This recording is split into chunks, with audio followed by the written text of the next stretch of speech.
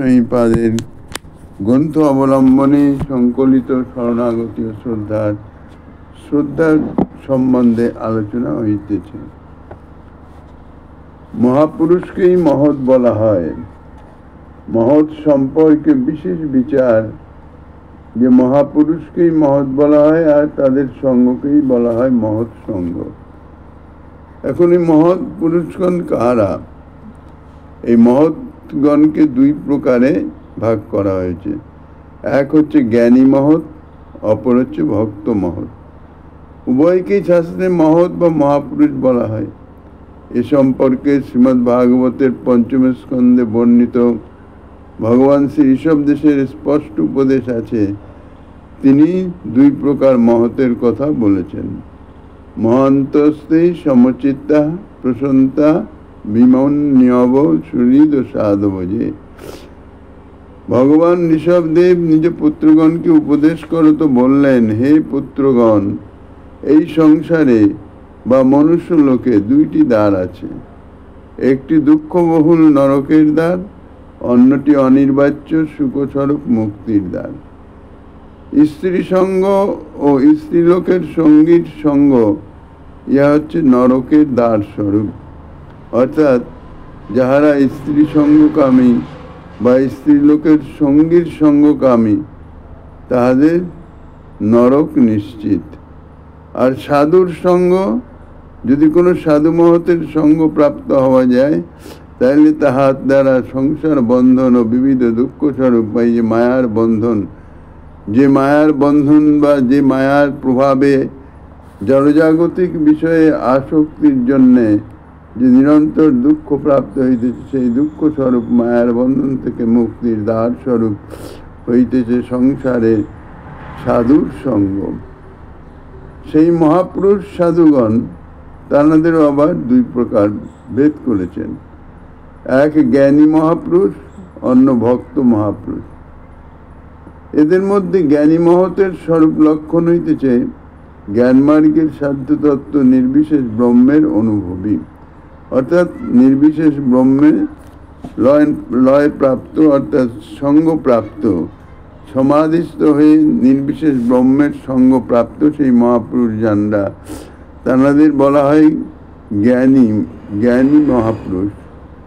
আর ভক্ত মহাপুরুষ, ভক্ত মহতের স্বরূপ লক্ষণ হচ্ছে কি, ভক্তিমার্গের সাধ্য বস্তুর চরম পরাকাষ্ঠা ভগবৎ স্বরূপে বা ভগবান শ্রীকৃষ্ণে যারা গাঢ় রতি লাভ করেছেন, শ্রীকৃষ্ণ প্রেমানুভবী সেই ভক্ত মহাপুরুষগণ। অর্থাৎ শ্রীকৃষ্ণে যাহারা প্রেম প্রাপ্ত হয়েছেন, অর্থাৎ রতি গাঢ় হইলে ধরে প্রেম নাম, তা রতি স্তরে পৌঁছে আরও নিরঙ্কুশ ভজনের মাধ্যমে সেই রতি যখন গাঢ়তা প্রাপ্ত হয় তখন প্রেমে পরিণত হয়। সেই প্রেম প্রাপ্ত অর্থাৎ প্রেমী ভক্ত মহাপুরুষ, তাঁরা ভক্তিমার্গের সাধ্যবস্তুর চরম পরাকাষ্ঠা ভগবৎ স্বরূপে তাহারা প্রেম প্রাপ্ত হয়েছেন, তাহাদের বলা হচ্ছে ভক্ত মহৎ। ভক্ত মহতের স্বরূপ লক্ষণ। জ্ঞানমার্গের মহাপুরুষ জ্ঞানী মহতের সঙ্গ বা সঙ্গ প্রভাবে বহির্মুখ জীবের প্রাকৃত ভোগ্যবস্তু মাত্রেই বৈরাগ্য এবং নির্বিশেষ ব্রহ্মে নিষ্ঠা লাভ হয়।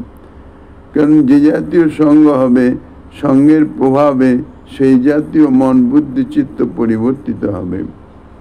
ভক্তিমার্গে ভগবানের গাঢ়রতি সম্পন্ন যে ভক্ত মহৎ, যে মহাত্মা, যে মহৎ সঙ্গ, সেই সঙ্গ প্রভাবে ভগবত বহির্মুখ জীবের ভগবত সম্পর্করহিত বস্তু মাত্রেরই প্রতি তীব্র অথচ স্বাভাবিক বৈরাগ্য এবং ভগবানে ও ভগবত ভক্তিতে সুদৃঢ় বিশ্বাসযুক্ত শ্রদ্ধা এবং ক্রমশ ভক্তিতে রুচি লাভ হয়, ভগবানের সুদৃঢ় নিষ্ঠা সম্পন্ন হয়ে থাকে।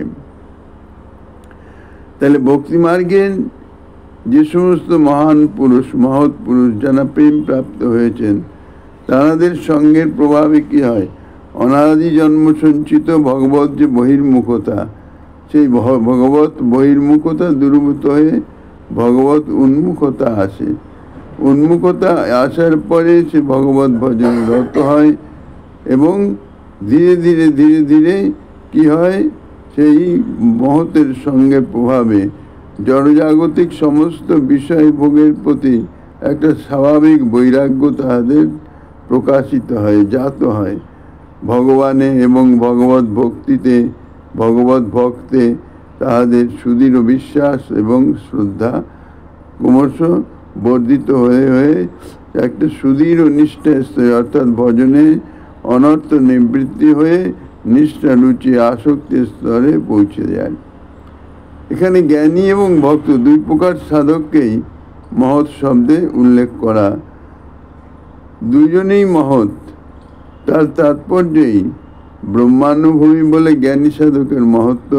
তিনি ব্রহ্ম অনুভব করেছেন, আত্মজ্ঞানের প্রভাবে তিনি নিজের স্বরূপ সম্বন্ধে তিনি অভিজ্ঞ হয়েছেন এবং এই জগৎ ব্রহ্ম, দ্বিতীয় নাস্তি, এই যে জ্ঞান, এই যে জ্ঞানটি তিনি অনুভবে পেয়েছেন, তাই জ্ঞানী সাধকের মহত্ব।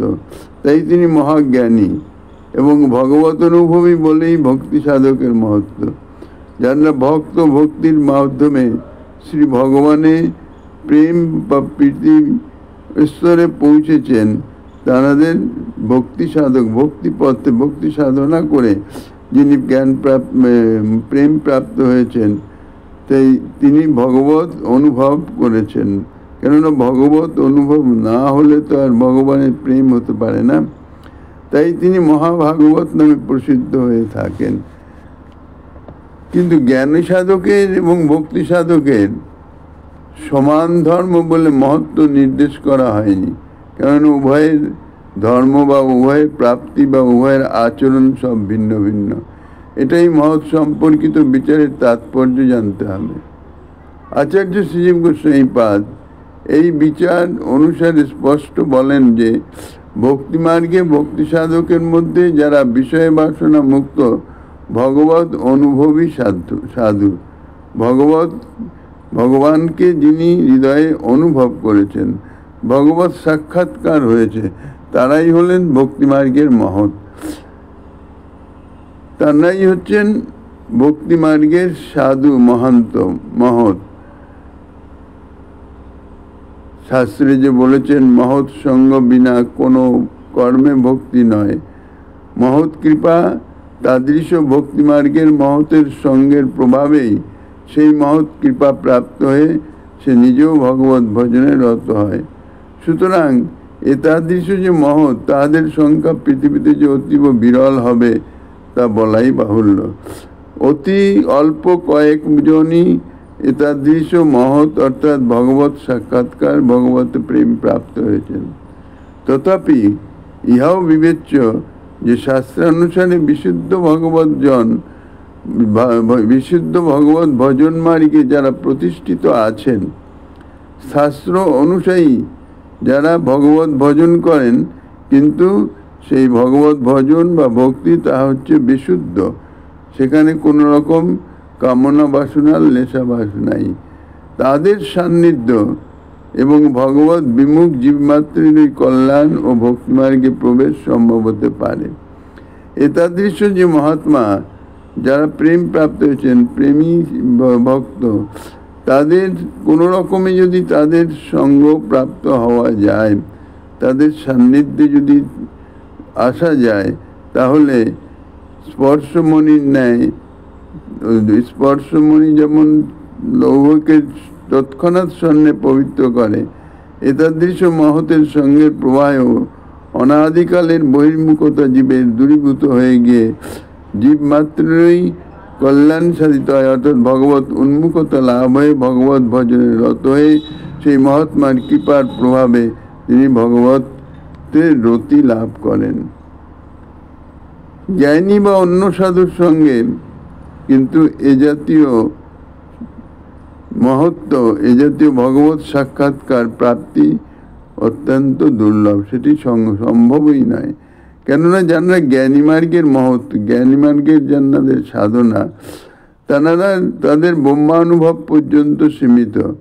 ব্রহ্মানুভবই তাহাদের সাধ্য বস্তু, আর প্রেমী ভক্তের ভগবত অনুভব সাধ্য বস্তু। কাজেই দুটি ভিন্ন মার্গ। এই জন্যে জ্ঞানী সাধকের সঙ্গ করলে সে ভগবত অনুভব প্রাপ্ত হতে পারবে না, ব্রহ্মানুভব হবে। যাই হোক, ভগবত অনুভবী সাধকের সঙ্গ এবং কৃপা যে কি প্রকার দুর্লভ, কারণ ভগবত অনুভবী সাধু মহাত্মাই দুর্লভ, কার তাদের সঙ্গ পাওয়া আরো দুর্লভ। কেননা সকলেই নিজ নিজ ভজনের গোপনীয়তা রক্ষা করেন, নিজেকে প্রকাশ করতে চান না। বিশেষ করে ভক্তি লাইনে তো নিজেদের কিছুতেই প্রকাশ করেন না। এই জন্যে তাদৃশ মহৎ অতীব দুর্লভ, আর তার সঙ্গ আরো দুর্লভ। আর ইহাদের সঙ্গ এবং কৃপা যিনি লাভ করেছেন তাদৃশ মহাভাগ্যবান জীব। আচার্যপদগণ যে তাহাকে সমগ্র সৃষ্টির মধ্যে অনির্বাচ্য অতিশয় ভাগ্যবান বলেছেন, তা অতীব সঙ্গত এবং যুক্তিযুক্ত। তাদৃশ প্রেমী মহতের সঙ্গ প্রাপ্ত হওয়া তা অত্যন্ত দুর্লভ। সেই জন্যেই ইহাকেই, অর্থাৎ তাদৃশ প্রেমী মহতের সঙ্গকেই বলা হচ্ছে অতি ভাগ্যেন। শ্রদ্ধার কথা বলতে গিয়ে শ্রীরূপ গোস্বামীপাদ শ্রদ্ধার কারণ রূপে কোনো অতি ভাগ্যকে নির্দেশ করেছেন, এবং দার্শনিক আচার্যপাদ শ্রীজীবচরণ তার টিকায় মাত্র দুটি কথায় বলেছেন, মহৎ সংজ্ঞাদি জাত এক বিশেষ সংস্কারকে অতিভাগ্য বলা হয়। অর্থাৎ তাদৃশ প্রেমী মহতের সঙ্গের প্রভাবে যে একটা সংস্কার জন্মে, অনাদি জন্ম সঞ্চিত সংস্কারটি দূরীভূত হয়ে গিয়ে বিশেষ ভগবত ভজনের একটা সংস্কার তার জেগে ওঠে। কেননা চরম সত্য তো আছেই, জীবের স্বরূপ হয় নিত্য কৃষ্ণ দাস। এটা তো সত্য, চিরসত্য, জীবের স্বরূপ, তার স্বরূপত সে কৃষ্ণের দাসই।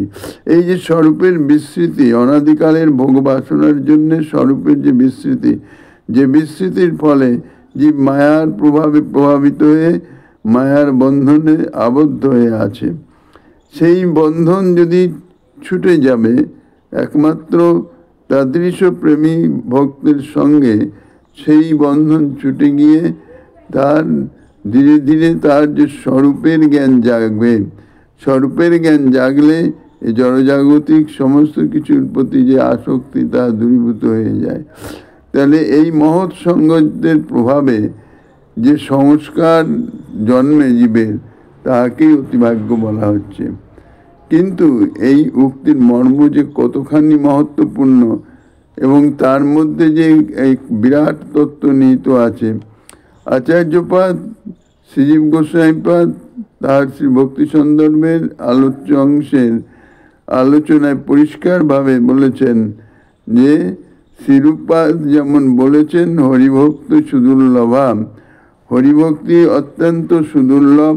কেননা তাদৃশ মহতের ভক্তিপ্রাপ্ত, ভক্তির অর্থাৎ প্রেমপ্রাপ্ত মহতের সঙ্গের প্রভাব বিনা, তাহাদের প্রত্যক্ষ কৃপা আশীর্বাদ বিনা ইহা হরিভক্তি সুদুর্লভা।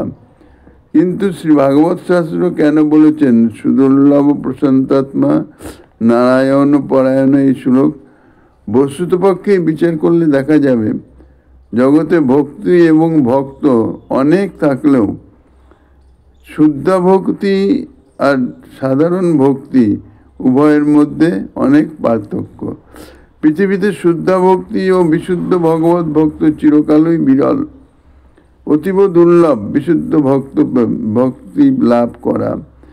বিবেচনার বিষয় যে কম বেশি পরিমাণে বিষয় তৃষ্ণাযুক্ত ভগবত উপাসক সাধু জগতে অনেক আছেন, কিন্তু অন্তরের যে কামনা বাসনা, তাহা ভগবত ভজনের প্রভাবে হয় কি কামনা বাসনা সম্যকরূপে দূরীভূত হয় না। সম্যকরূপে দূরীভূত হওয়ার জন্যে তাদৃশ প্রেমী মহতের সঙ্গের প্রভাব চাই। তা নাহলে কী হবে? বিষয় তৃষ্ণা তার দূরীভূত হয়ে গেছে, কিন্তু সুপ্তভাবে যে অন্তরের বিষয় তৃষ্ণা বিদ্যমান থাকে, তাহা ভগবত উপাসনার মাধ্যম দিয়েই প্রকাশিত পায়। বিষয় সম্পর্ক রহিত ভগবত তৃষ্ণাপূর্ণ হৃদয়ের সাধুকেই সুদুর্লভ বলা হয়েছে। অর্থাৎ যার হৃদয়ে বিন্দুমাত্র বিষয় বাসনা নাই, বরঞ্চ বিষয়ে ভোগে বিরক্তি উৎপাদন হয়। আর যাদের হৃদয়ে বিষয় বাসনা আছে তাদের কি করে, তারা ভগবান থেকে প্রদত্ত সেই বিষয়ে নিজে প্রসাদ রূপে অঙ্গীকার করেন, গ্রহণ করেন। কাজেই তাদৃশ ভক্তি অর্থাৎ সেই যে শুদ্ধা ভক্তি যাহার দ্বারা প্রেম প্রাপ্ত হওয়া যায় ভগবত, যার শ্রী ভগবান যে ভক্তির বশ, সে ভক্তি সত্য সত্যই সুদুর্লভ। এই প্রকার ভক্ত মহতের সঙ্গ দ্বারাই শ্রী হরিভক্তিকে শ্রদ্ধা জীবের ভাগ্যে লাভ হয়ে থাকে। এইভাবে শ্রীরূপপাদের কৃত শ্রদ্ধা সম্পর্কিত শ্লোক এবং টিকার মর্ম সম্বন্ধে একটা মোটামুটি আলোচনায় আসা গেল। এতে স্পষ্ট সিদ্ধান্ত এই যে ভক্তিতে অধিকারের কারণ হচ্ছে শ্রদ্ধা। কেননা ভক্তি প্রবেশের দ্বার স্বরূপ শ্রদ্ধা। শ্রদ্ধা না হলে ভগবত উন্মুখতা আসবে না, ভগবত ভক্তি রাজ্যে প্রবেশেরও কোনো সম্ভাবনা নাই। কাজেই ভক্তির অধিকারী, শ্রদ্ধাবান জন হয় ভক্তের অধিকারী। তাহলে ভক্তে অধিকার লাভ করতে গেলে তার শ্রদ্ধার একান্ত অপেক্ষা আছে। অধিকারের কারণ হচ্ছে শ্রদ্ধা। আবার শ্রদ্ধারও কারণ হচ্ছে ভক্ত মহতের সঙ্গ। শ্রদ্ধাটা আপনি আপনি জীবনের হৃদয়ে আসতে পারে না। ভক্ত মহৎ তাদৃশ সমর্থবান ভক্ত মহতের যদি সঙ্গ লাভ হয়, সেই সঙ্গের প্রভাবে ধীরে ধীরে অন্তরে শ্রদ্ধা জাগরিত হয়ে যায়। শ্রদ্ধা অনাদিকালের জীবের অনাদিকালে নিজস্ব সম্পত্তি, যেমন স্বরূপগত সম্পত্তি। স্বরূপগত ধর্মই হইতেছে ভগবানের শ্রদ্ধা। কেননা নিত্য কৃষ্ণদাস অনাদি জন্ম থেকে সে দাসী, কিন্তু দাসত্ব ভুলে গিয়ে বিস্তৃত হয়ে সে মায়ার দাসে পরিণত হয়েছিল। পুনরায় সেই মায়ার হাত থেকে, মায়ার দাসত্ব থেকে নিবৃত্ত হয়ে ভগবত দাসত্ব ভাব জাগরিত করবার জন্যে তাদের সে সমর্থবান মহতের সঙ্গের আবশ্যকতা।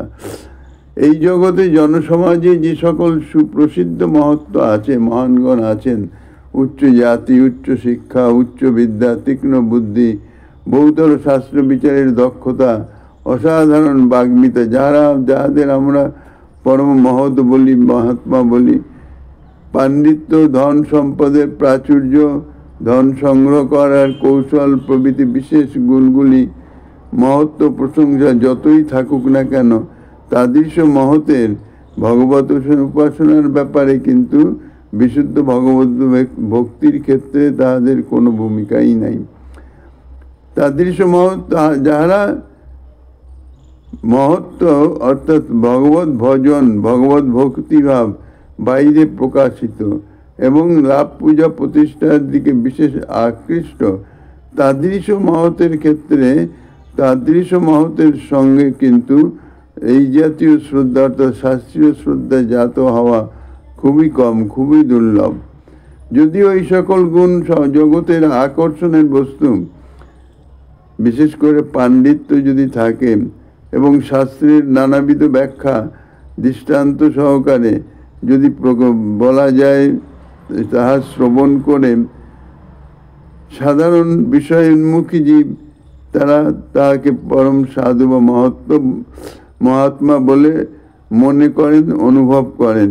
কিন্তু যাদের ভগবত উন্মুখতা জাত করবার সামর্থ্য চাই, তাহাদের যে ভগবত মহিমা, তাহারা ভক্ত অর্থাৎ তাহারা ভগবানের রতি প্রাপ্ত হয়েছেন, তাদৃশ মহতের পক্ষে ইহা সম্ভব।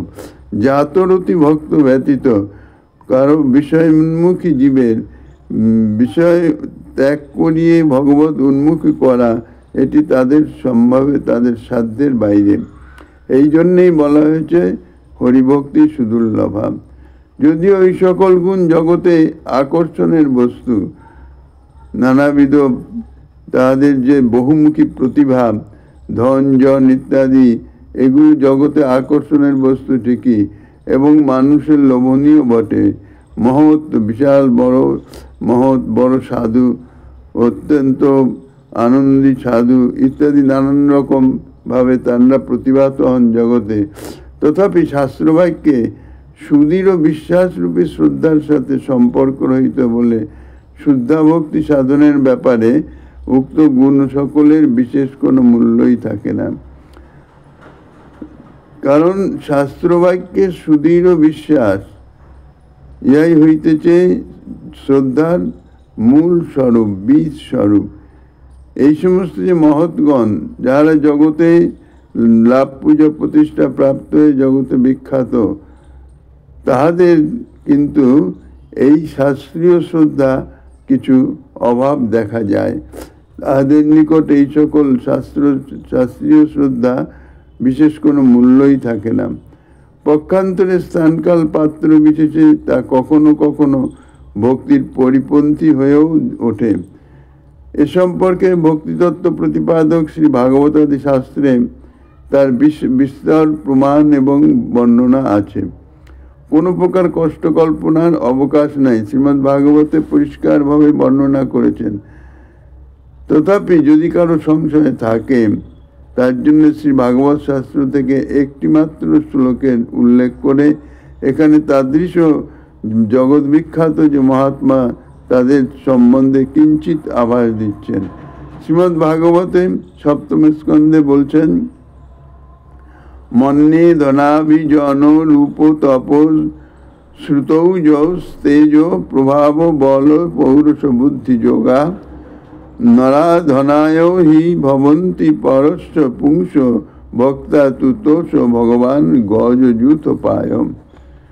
ভগবান নৃসিংহদেবের স্তব করতে গিয়ে প্রহ্লাদ মহারাজ শ্রী ব্রহ্মাদি দেবগণের এবং সিদ্ধ মহর্ষিগণের উপস্থিতিতে সাক্ষাৎ ভগবানের সম্মুখে দণ্ডায়মান হয়ে বলেছেন যে আমি মনে করি ধন সম্পদ, উচ্চ সৎকুলে জন্ম, দেহের সৌন্দর্য, তপস্যা, পাণ্ডিত্য, ইন্দ্রিয় পটুতা, তেজ, প্রভাব, প্রতাপ, শারীরিক বল, পৌরষ, বুদ্ধি এবং যম নিয়মাদি অষ্টাঙ্গ যোগ প্রভৃতি এই সকল গুণ পরম পুরুষ শ্রীহরির আরাধনায় নিশ্চিত রূপেই সমর্থ নয়, অর্থাৎ উপযোগী নয়। এই সকল গুণ যাদের আছেন তাদের আমরা মহৎ বলে বা বিশেষ ভক্ত বলে মনে করতে পারি, কিন্তু যথার্থ তত্ত্ব বিচার করলে দেখা যায় যে এই সমস্ত গুণ পরম পুরুষ শ্রীহরি আরাধনায় নিশ্চিত রূপে সমর্থ নয়, উপযোগী নয়। যেহেতু এই সকল গুণরহিত বনের পশু গজেন্দ্রের প্রতি কেবল শরণাগতি ভক্তিতেই ভগবান শ্রীহরি তুষ্ট হয়েছিলেন। অতএব কেবলমাত্র ভক্তি দ্বারাই এই সর্বেশ্বর প্রভু ভগবান প্রসন্ন হয়ে থাকেন। ভক্তি চাই, ভক্তিতেই প্রসন্ন হন। এই জন্যই বলছেন ভক্তিবশ পুরুষম। এই শ্লোকে শ্রী প্রহ্লাদ মহাশয়ের উক্তিতে স্পষ্টই প্রদর্শিত হয়েছে যে ভগবত উপাসনার ক্ষেত্রে শ্রদ্ধা ও ভক্তি ব্যতীত জাগতিক মহত্ব সম্পদের প্রাচুর্যের কোনো অপরিহার্য উপযোগিতা নাই। তার অর্থ সম্পদ কি আছে, পাণ্ডিত্য কি আছে, ইহা বড় কথা নয়। বড় কথা হচ্ছে তার ভক্তি, তার শ্রদ্ধা, শাস্ত্র বাক্যে শ্রদ্ধা, শ্রী ভগবানের শ্রদ্ধা। শ্রদ্ধার কি প্রকার আছে? সুতরাং শ্রদ্ধার কারণ রূপে যেমন জাগতিক গুণ ও ব্যক্তি বস্তুর সম্পর্ক রহিত ভগবৎ সঙ্গী মহতের সঙ্গকেই নির্দেশ করেছেন, তেমনই ভক্তির সাধন ও ভক্তি সাধক ভক্তকেও জাগতিক জাতিকুল বিদ্যা শিক্ষা পাণ্ডিত্য মান মর্যাদা প্রভৃতির সহিত সম্পর্ক রহিত এবং সমাজের ব্যবহার সীমার অনেক ঊর্ধ্বে সম্পূর্ণ নিরপেক্ষ এক স্বতন্ত্র ভূমিতে প্রতিষ্ঠিত বলেই ব্যক্ত করা হয়েছে বা জানানো হয়েছে। আর ভগবানের ব্যবহারেও তাই দেখা যায়।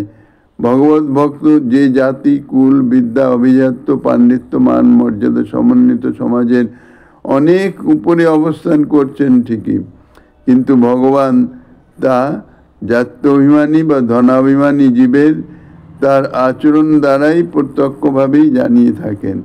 ভগবান জাতি অভিমান অর্থাৎ উচ্চকুল উচ্চ ধ্বনি বা অন্যান্য উচ্চ পাণ্ডিত্য ইত্যাদির বশীভূত নহেন।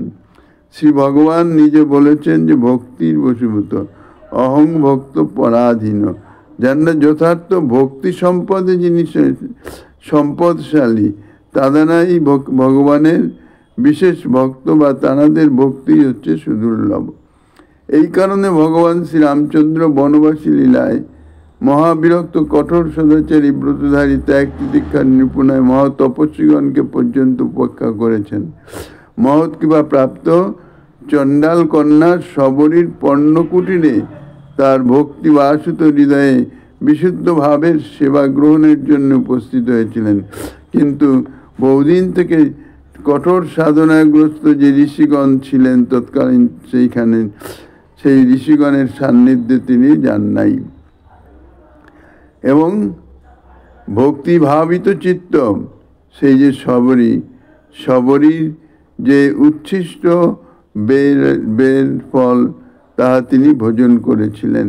প্রীতির এখানে সম্বন্ধ, এই জন্যে প্রভু শ্রী রামচন্দ্র গুহক চণ্ডালের সাথে মিতালি করেছেন, কিন্তু উচ্চ ঋষি ইত্যাদিগণ যারা ছিলেন তাহাদের সঙ্গে তত মিতালি তত সম্বন্ধ নাই। ভক্তির বিশুদ্ধ সাধনায় জাতি কুল বিদ্যা ধন সম্পদে প্রতিষ্ঠার কোনো ভূমিকাই নাই। যে কোনো জাতিতেই জন্ম হোক, যে কোনো অবস্থায় হোক না কেন, আসল কথা হচ্ছে ভগবত প্রীতি, ভগবত প্রেম। প্রেমই প্রধান, প্রীতিই প্রধান। অন্তরের বিশুদ্ধ প্রীতি ভগবত ভজনের প্রধান বিষয়। সেই বিশুদ্ধ প্রীতি যে কতটা আছে সেটা অন্তর্যামী ভগবান তিনিই জানতে পারেন। তা জানাতেই ভগবান শ্রীকৃষ্ণ চৈতন্যদেব শ্রী হরিদাস ঠাকুর যবন জাতিতে জন্মগ্রহণ করলেও তাকে তিনি পৃথিবীর মাঝে নামাচার্য রূপে প্রতিষ্ঠা করেছিলেন। এবং শ্রী হরিদাস ঠাকুরের প্রয়াণকালে প্রভু স্বয়ং শ্রী হরিদাস ঠাকুরের সেই দেহ বক্ষস্থলে ধারণ করে প্রেমাবেশে নৃত্য করেছিলেন। কেবল তাই নয়, ঠাকুরের মহোৎসবের জন্যে স্বয়ং ভগবান বিশ্বম্বর হয়েও তিনি শ্রী জগন্নাথ মন্দিরের সিংহদ্বারে সামান্য ভিখারির ন্যায় প্রকাশ্যে মহাপ্রসাদ ভিক্ষা করেছিলেন। শ্রী হরিদাস ঠাকুর শ্রী গৌর সুন্দরের তাহলে কতটা প্রিয় ছিলেন। বক্তব্য যে এই সকল প্রমাণে স্পষ্ট জানা যায় যে যোগ্যতা বৈভব দ্বারা আমরা সমাজে প্রতিষ্ঠিত হতে চাই, সেই যোগ্যতা এবং বৈভব শ্রী ভগবানের নিকটে তাহার কোনো মূল্যই নাই। ভগবানের উপাসনার ক্ষেত্রে তার কোনো মূল্যই যে নেই তা হরিদাস ঠাকুরের এই মহাপ্রয়াণ সম্বন্ধে আলোচনা করলেই জানা যায়। দুর্ভাগ্যের বিষয় এই যে আমরা ভগবান এবং বিশুদ্ধ ভক্তগণের ব্যবহার এবং শ্রী ভাগবতাদি শাস্ত্রের সিদ্ধান্তকে কার্যত ব্যবহার জীবনে মানতে চাই না।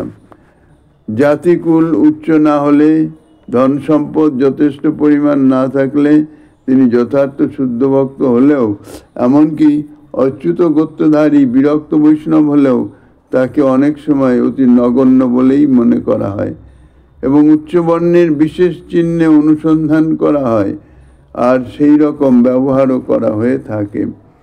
কিন্তু অনেকেই জানেন যে শ্রীমন মহাপ্রভুর লীলাগ্রন্থ রূপে বিখ্যাত শ্রী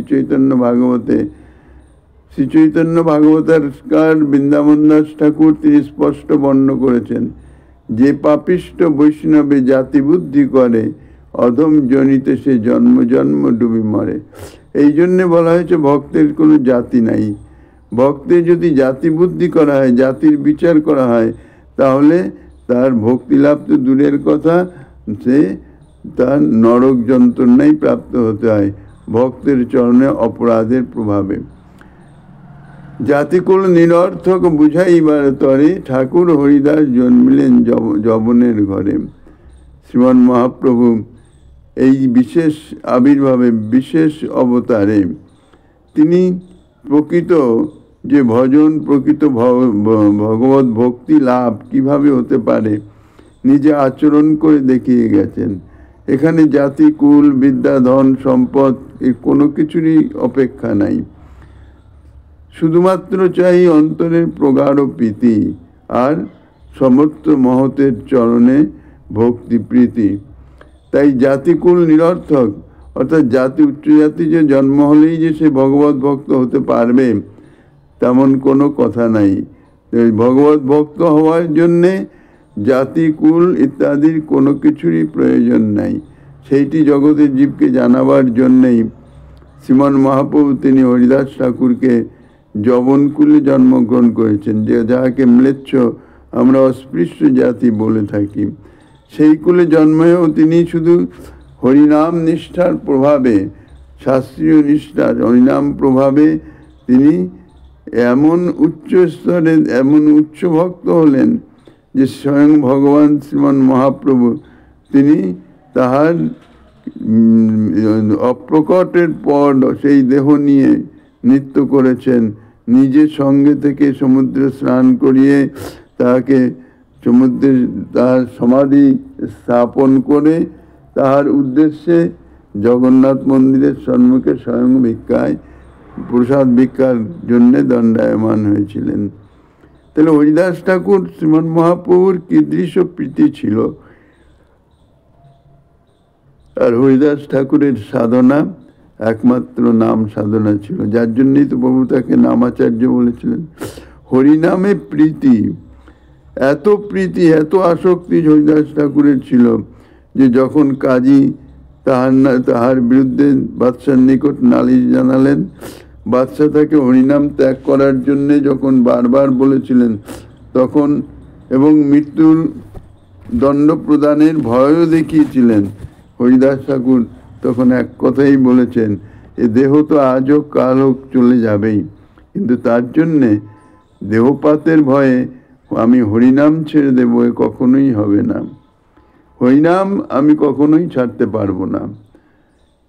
তাৎপর্যে যে আচার্য শ্রী রূপপাদের কৃত উক্ত আনুকূল্যেন কৃষ্ণানুশীলনং ভক্তির উত্তমা, ভক্তি রসামৃত সিন্ধুতে হরিদাস ঠাকুর বলেছেন, আনুকূল্যেন কৃষ্ণানুশীলনং ভক্তির উত্তমা, ইহাই সমস্ত শাস্ত্রে ভক্তির মৌলিক উপদেশ্য, মৌলিক উপদেশ। যে অনুকূলতার সঙ্গে কৃষ্ণ অনুশীলন অর্থাৎ কৃষ্ণ সেবা, ইহাই হচ্ছে উত্তম ভক্তি। শ্রীকৃষ্ণের স্মরণ মনন ইত্যাদি করলেই যে উত্তম ভক্তি হবে তা নয়। শ্রীকৃষ্ণের সঙ্গে যে আচরণ অর্থাৎ যে ভক্তি অঙ্গ যাজন ইত্যাদি, তাহা কি ভক্তির অনুকূল হইতেছে কি না সেটি বিশেষ বিচার্য। এ বিষয়ে দেখা যায় যেমন মহারাজ কংসের এমন অবস্থা হলো, নিরন্তর কৃষ্ণ তাহার কালস্বরূপ নারদ ঋষির মুখে সে কথা শ্রবণ করে এমন অবস্থা হলো যে কৃষ্ণকে স্মরণ করতে করতে যে যেদিকে দৃষ্টি দেন সেখানেই কৃষ্ণ স্বরূপ দেখেন। কিন্তু এতাদৃশ যে অবস্থা, এটা উত্তম ভক্তেরই অবস্থা। যাহা যাহা দৃষ্টি পড়ে, যাহা যাহা নেত্র পড়ে, তাহা ইষ্ট স্ফুরে। কংসেরও ঠিক তাদৃশ অবস্থাই হয়েছিল। সমস্ত বস্তুতে সর্ববিষয়ের মধ্যে কৃষ্ণকেই দর্শন করতে লাগলো। কি জন্যে? নিরন্তর কৃষ্ণ ভাবনার জন্যে। কিন্তু সেই যে ভাবনা ছিল কংসের প্রতিকূল, সেই জন্য তার এত উচ্চ অবস্থা হলেও তিনি ভক্ত বলে খ্যাতি লাভ করতে পারেন নাই। কেননা প্রতিকূলভাবে শ্রীকৃষ্ণকে শত্রুভাবে, শ্রীকৃষ্ণ আমার কাল, আমার হন্তাস্বরূপ, এটি মনে চিন্তা করে শ্রীকৃষ্ণের কথা চিন্তা করতেন এবং নিরন্তর কোনোভাবে শ্রীকৃষ্ণকে নিধন করা যায় সেই চেষ্টা করেছেন। তার মানে তার যে কৃষ্ণ স্মরণ ছিল, সে স্মরণটি ঠিক ছিল, উচ্চ ভক্তের যে স্মরণ যেরকম সেই রকমই ছিল, কিন্তু সেটা ছিল প্রতিকূলে। এই জন্য প্রতিকূল বিবর্জনম, এই শুদ্ধ ভক্তি লাভ করতে হলে ভগবত ভক্তির প্রতিকূল যাহা কিছু তাহা বিশেষভাবে যত্ন সহকারে ত্যাগ করতে হবে, তা নইলে তা ভক্তিতে পর্যবসিত হবে না।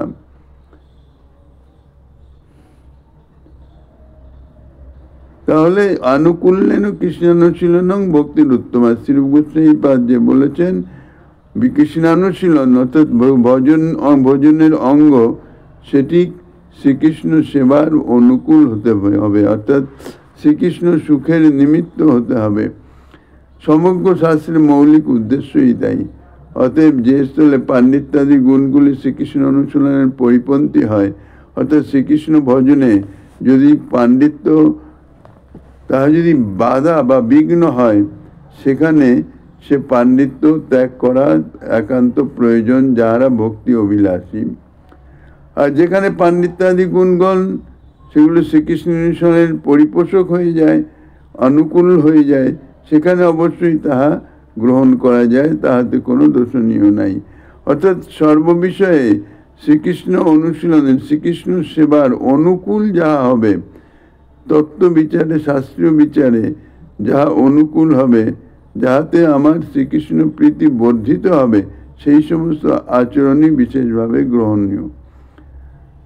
শ্রীরূপপাদের লিখিত শ্রদ্ধা সম্পর্কিত শ্লোক এবং টিকার মর্মানুসারে ইহাই নিশ্চিত যে বিষয়সঙ্গ বিমুক্ত ভগবানে গাঢ়রতি সম্পন্ন ভগবত অনুভবী ভক্ত মহৎগণের সঙ্গ এবং কৃপায় যিনি ভগবানে ও ভক্তিতে এবং ভক্তিতত্ত্ব প্রতিপাদক সমস্ত শাস্ত্রবাক্যে সুদৃঢ় বিশ্বাসরূপী শ্রদ্ধা লাভ করেছেন। সুদৃঢ় শ্রদ্ধা, সেই ব্যক্তি হলেন সমগ্র সৃষ্টি জগতে অনির্বচনীয় অতিশয় মহাসৌভাগ্যবান পুরুষ। কেননা ইহা লাভ করা অত্যন্ত দুর্লভ। এক তো বিষয় সঙ্গ বিমুক্ত ভগবানে গাঢ়রতি সম্পন্ন ভগবত অনুভবী ভক্ত মহৎ, তাহাই সংসারে জগতে বিরল।